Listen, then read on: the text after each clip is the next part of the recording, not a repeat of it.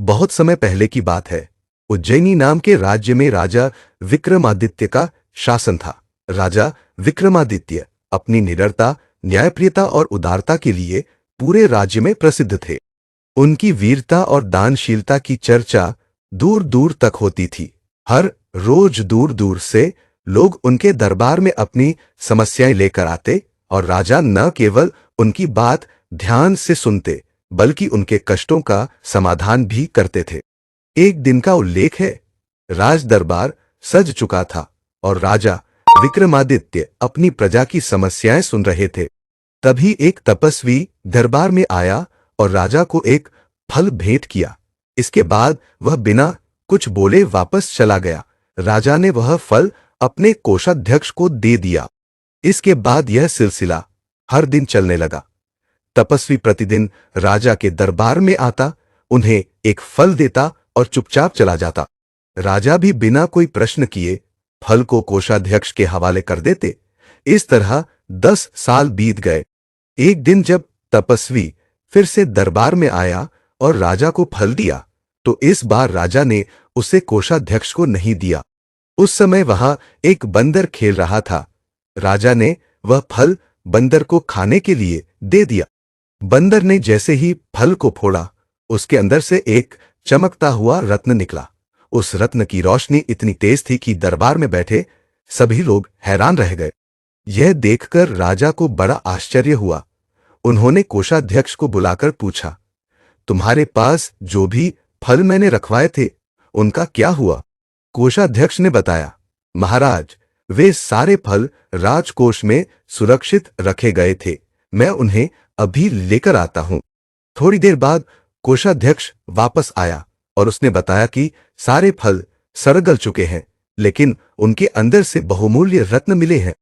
यह सुनकर राजा बहुत प्रसन्न हुए और सभी रत्नों को राजकोष में रखने का आदेश दिया। इसके बाद जब तपस्वी अगले दिन फिर से फल लेकर आया, तो राजा ने उसे रोका और कहा, मैं यह फल तभी लूंगा जब तुम यह बताओगे कि तुम मुझे हर दिन इतने कीमती उपहार क्यों देते हो। राजा की बात सुनकर तपस्वी मुस्कुराया। उसने राजा से कहा, हे राजन, मैं आपको इसका कारण बताने के लिए तैयार हूं, लेकिन इसके लिए हमें एकांत में चलना होगा। राजा उसकी बात मान गए और वे दोनों एकांत में चले गए। वहां तपस्वी ने राजा से कहा, मुझे अपनी साधना के लिए एक वीर और साहसी पुरुष की आवश्यकता है। आपसे अधिक योग्य व्यक्ति मुझे कहीं और नहीं मिलेगा, इसलिए मैं पिछले कई वर्षों से आपको इन रत्नों से सम्मानित कर रहा हूं। तपस्वी की बात सुनकर राजा ने उसकी मदद का वचन दिया। तपस्वी ने कहा, अगली अमावस्या की रात को आपको मेरे साथ श्मशान आना होगा। वहां मैं अपनी साधना करूंगा। राजा ने सहर्ष यह वचन दे दिया। अमावस्या की रात आई। राजा विक्रमादित्य को तपस्वी की बात याद आई और वे बिना किसी डर के श्मशान पहुंच गए। श्मशान का वातावरण भयावह था। चारों ओर अंधेरा, सन्नाटा और दूर दूर तक चिताओं की जलती हुई लौ दिखाई दे रही थी। वहां तपस्वी उनका इंतजार कर रहा था। राजा को देखकर वह बहुत खुश हुआ। उसने राजा को एक दिशा की ओर इशारा करते हुए कहा, आपको पूर्व दिशा में जाना होगा। वहां एक विशाल शीशम का पेड़ मिलेगा। उस पेड़ पर एक शव लटका हुआ है। आपको उसे यहां लाना होगा। राजा ने साहस के साथ उस दिशा में कदम बढ़ाए। जब वे शीशम के पेड़ के पास पहुंचे, तो देखा कि सचमुच वहां एक शव लटक रहा था। उन्होंने अपनी तलवार निकाली और शव को पेड़ से गिरा दिया। जैसे ही शव जमीन पर गिरा, उसमें से जोर की चीख निकली। राजा को लगा कि यह कोई जिंदा व्यक्ति है, लेकिन तभी वह शव जोर जोर से हंसने लगा और हवा में उछलकर वापस पेड़ पर जा लटका।